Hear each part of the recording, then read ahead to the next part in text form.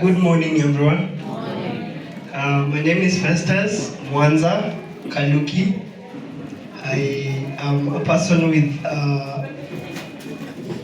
physical disability, mild paralysis or mild cerebral palsy, congenital, meaning that I have grown with it to this point. Growing up for me was a challenge from the family level, where I was first rejected by my own biological father. He ran away. Then mom was left with the burden, or the responsibility, not a burden, of making sure that I grew up and got the best in life. In school, I was mocked. And a lot of people did not understand what were my needs, because I couldn't write as fast. But intellectually wise, I am a champion in my own way.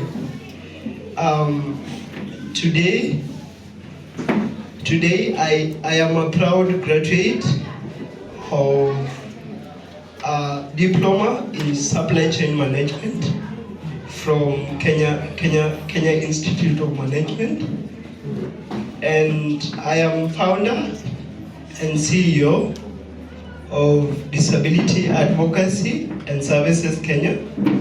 It's an NGO that now helps me tell my story through helping other people.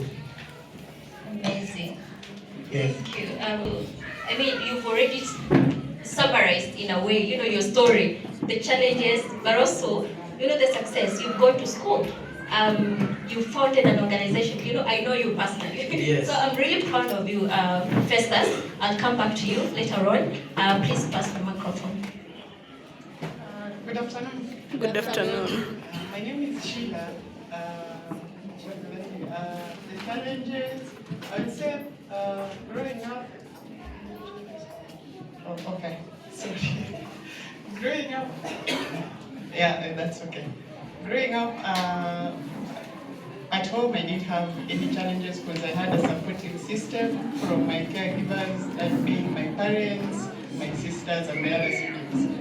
But I think the only challenge came when the time for going to school arrived, because at school that is where now you start noticing you're different from the other kids, because the mocking is so much, and then the teachers don't give an idea of this is a special kid, or there are things you can do, there are things you can't do.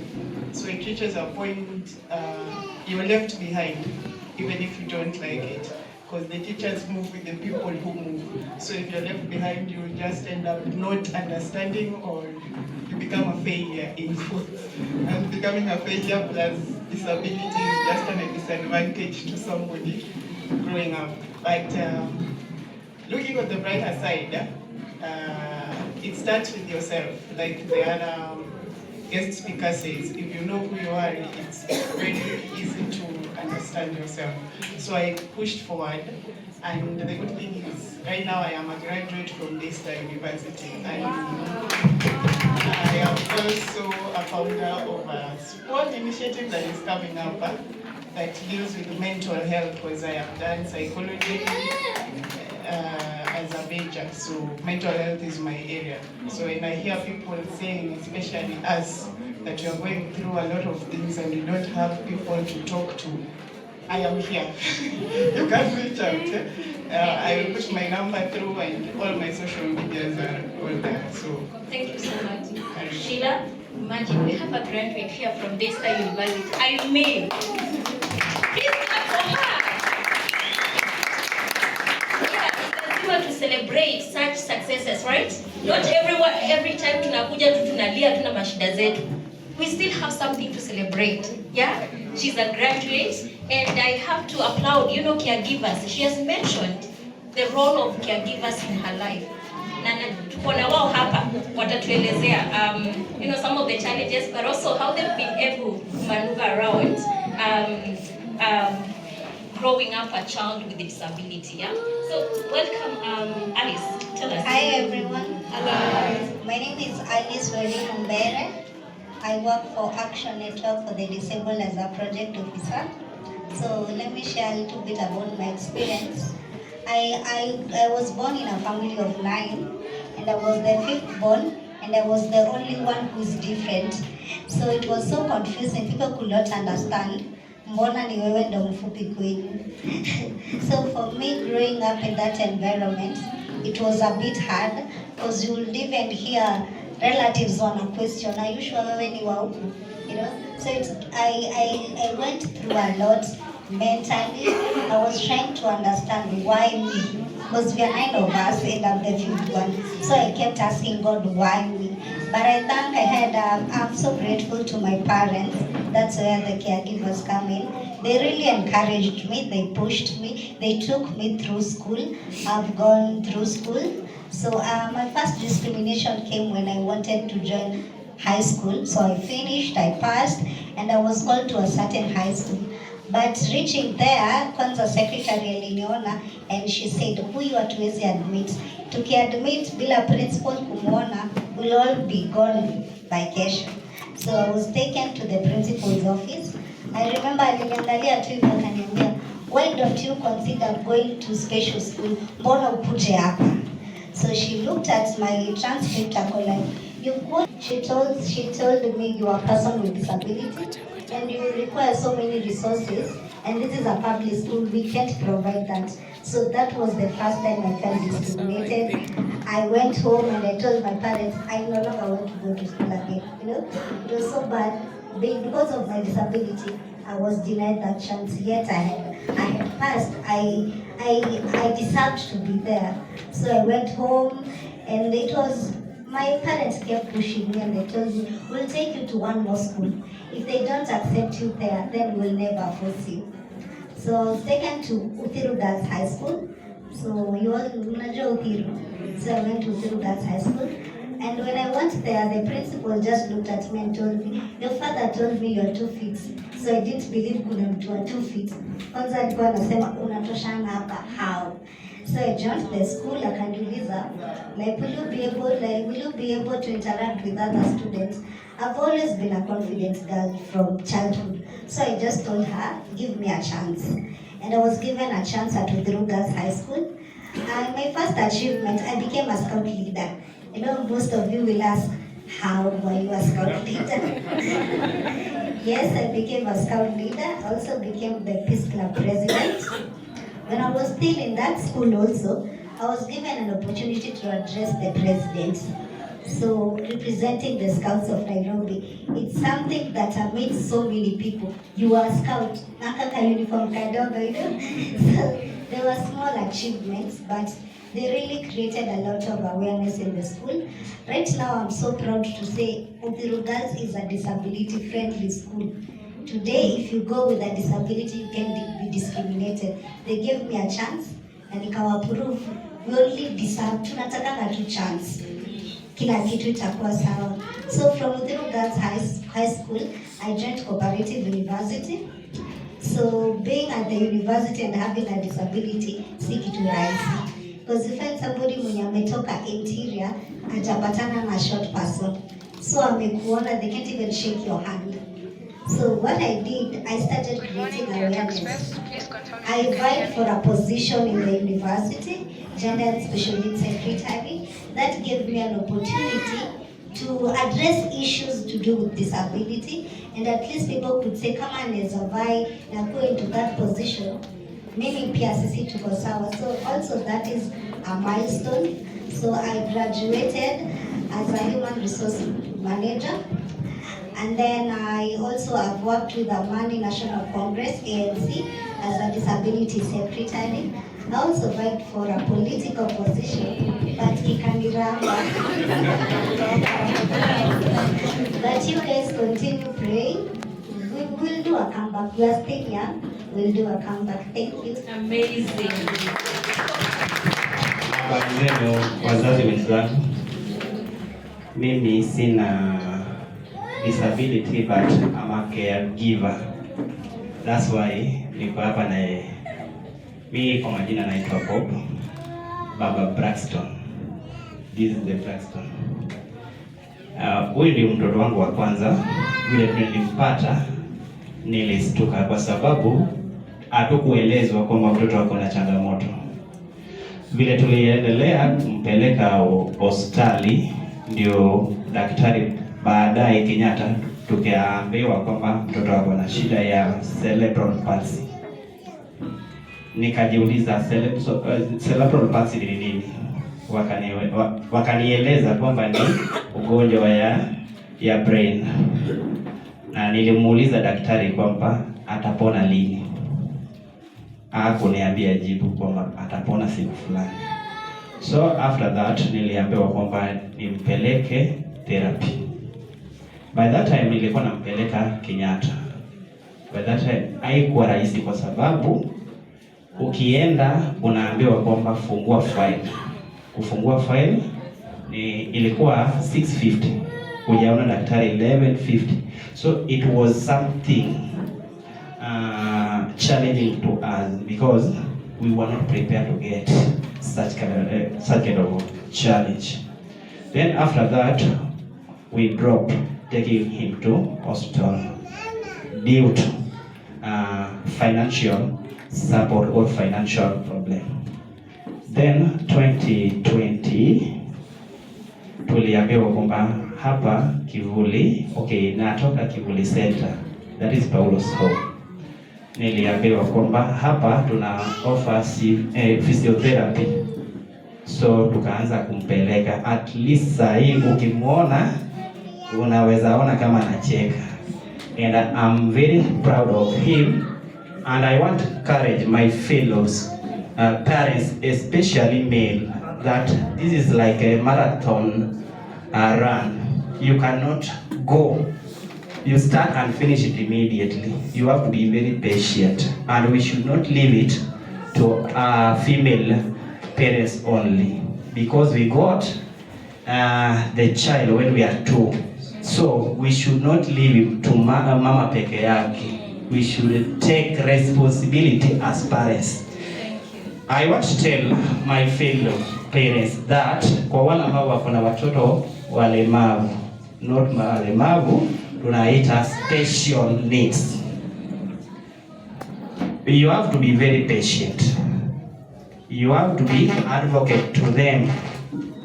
Get to know that you are the teacher, you are a nurse, you are the lawyer, because utapata changamoto wengi from other people, but be loyal to that kid. Otherwise, nimeshukuru.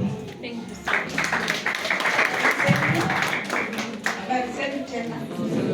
Mimi na kwa majina naitwa Fatuma Idi. Ni mama ya Hafsa. Niko na watoto wawili. Wote wako na challenges. Mkubwa hapo 21 years. Huyo hasikii.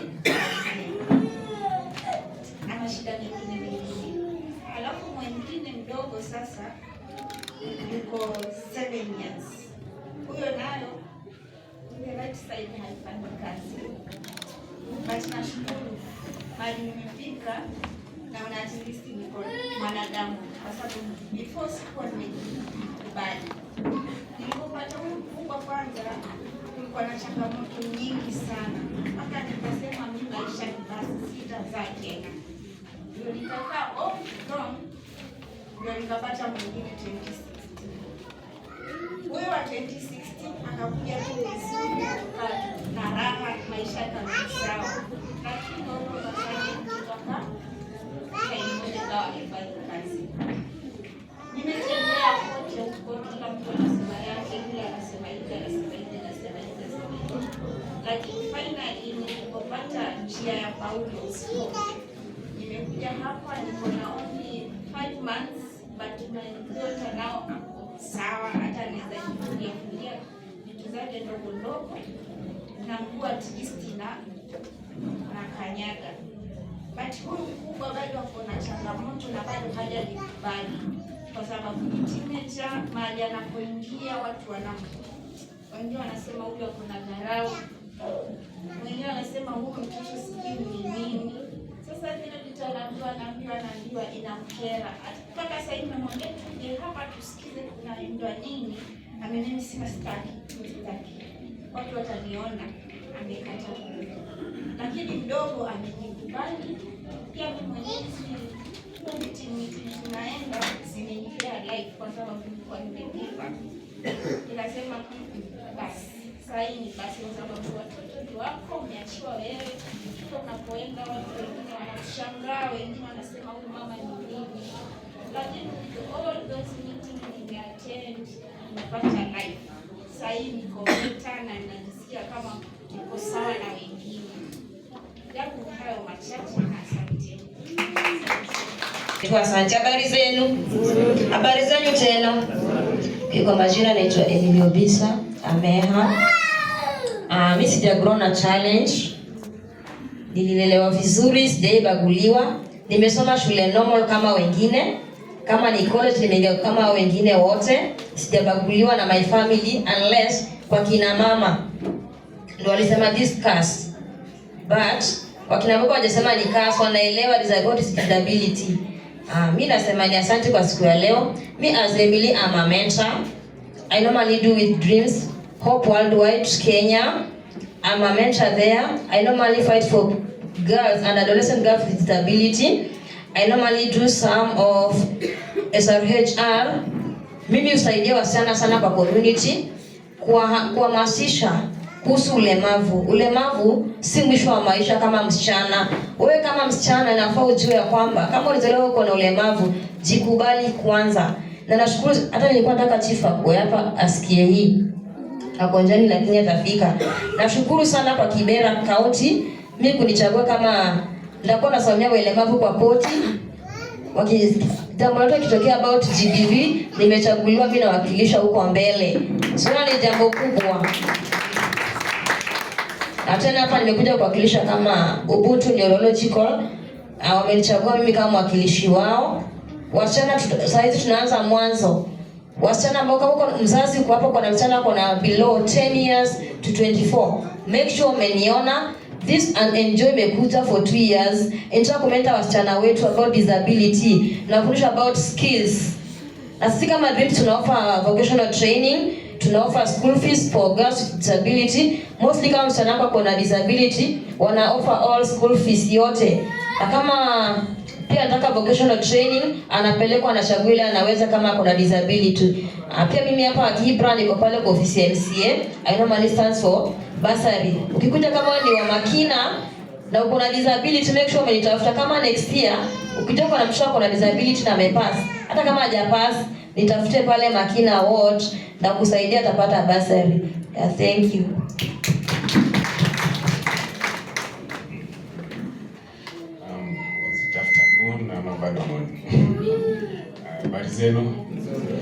Habari zenu tena. Huko nje mnanisikia? Okay. So mimi nitachanganya lugha, si ndio? Niongee Kiswahili kidogo, English kidogo. I'll start by my name, Boraidi Moiti Jeremy.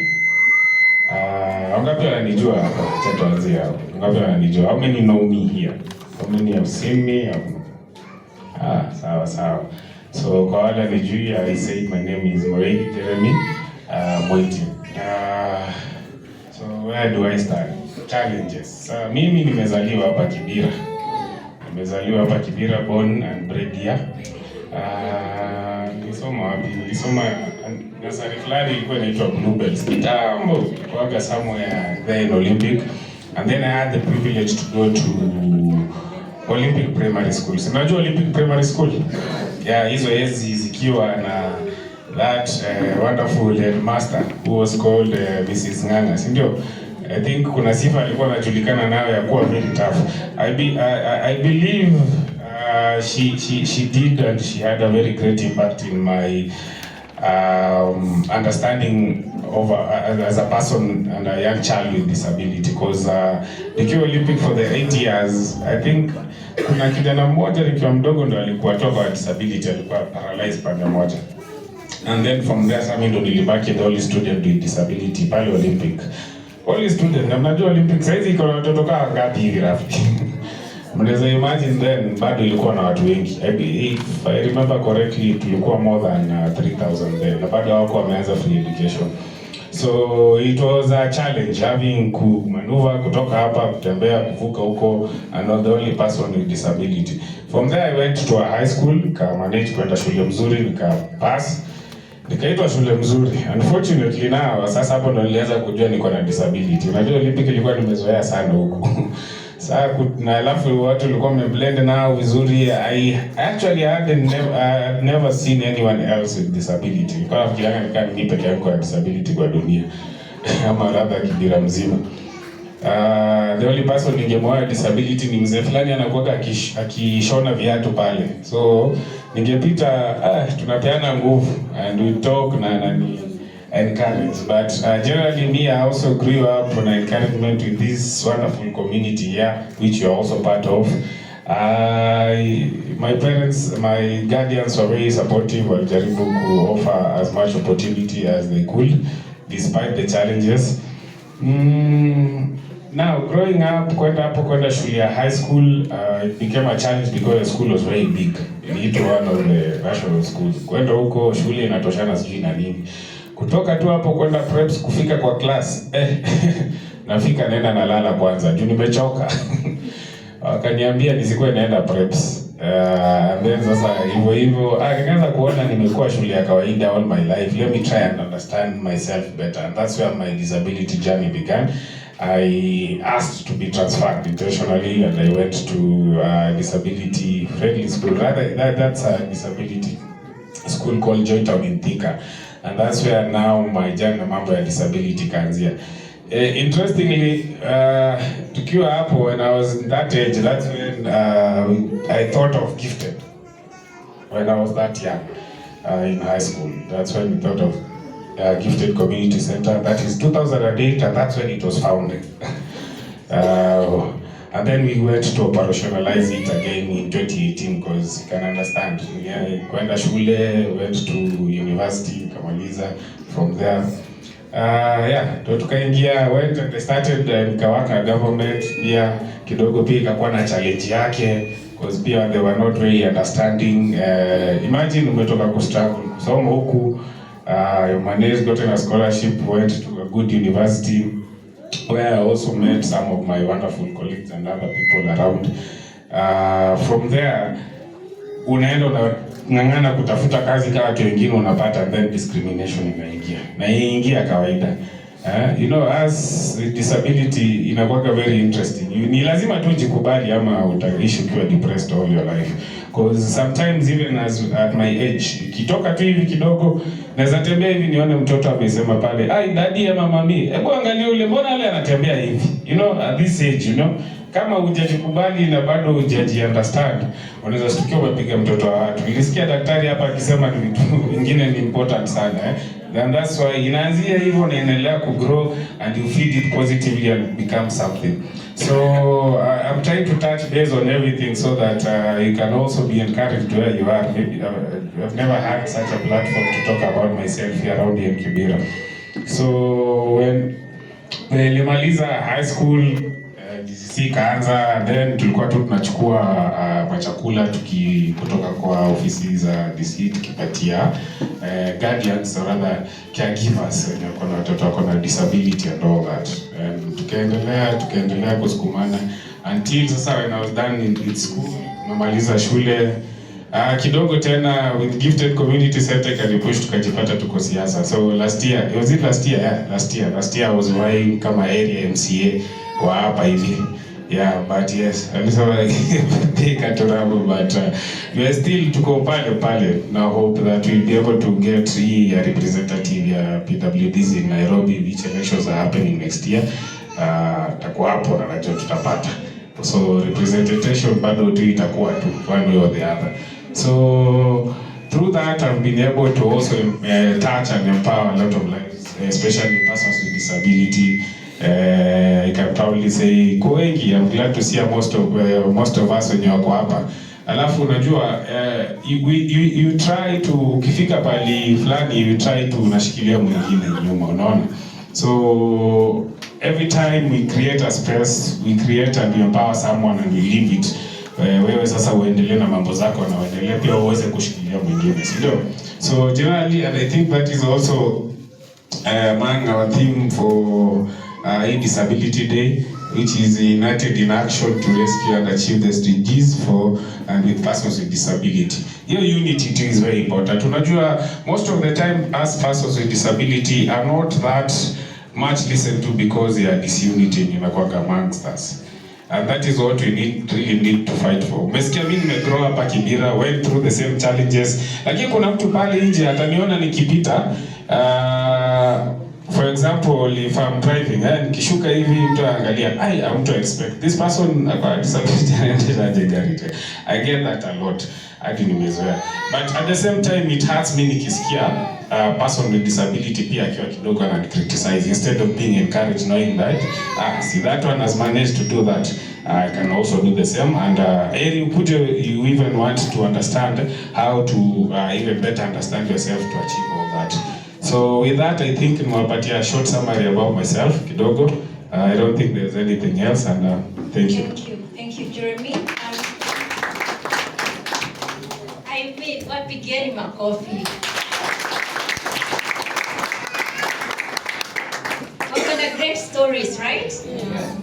Walipitia challenges, but wako hapa. Okay? Majority will grow up from Kibera. Look at our caregivers, they are here, still holding on to their children. So I want us to wrap up in the next 5 minutes. And before we wrap up, Mama Afisa, when we started Gifted Community Center, for us one of our pillars was research and advocacy. By the way, Jeremy and I are the co-founders of Gifted Community Center, and I want to touch on research. We went around Kibera. Through that research, we found we had many persons with disabilities locked in their houses. Actually, nyinyi tunawajua, but kuna wengi hawajulikani. Tuko na disabilities wengi Kibera especially, and also we have a high number of deaf. That is something we are venturing into to understand what are these causes of many deaf children in Kibera, because the rate is getting higher and higher. Now, some of them were like, hatuwezi toka kwa nyumba. Sisi hatuwezi tumeka maisha yetu kwa nyumba. So tuliwaambia, sisi tutakuwa tukikuja hapa kwenu. Tunakaa tu na nyinyi for just few minutes. Si unajua wanaona wengine wako na disability. So they started saying, kumbe kuna kama hawa. So now we started asking them to come with their caregivers. So caregivers wanakuja na watoto wao. Caregiver akiwa na mwingine kuna child with disability anapata like hiyo emotional support. So as SGCC tutajitolea visit mtoto wako, and I know atatoka sasa, atakuwa akitoka kwa nyumba. Tutakuja. So I want to throw or rather give this chance to the audience. Only 2 people. If I know you have many questions, what you can do is to approach them during tea time, okay? For now, I'll just give 2 people a chance to ask these guys any question you might be having, and then we break for tea, okay? So, the first one, that's how you grab power. The 2.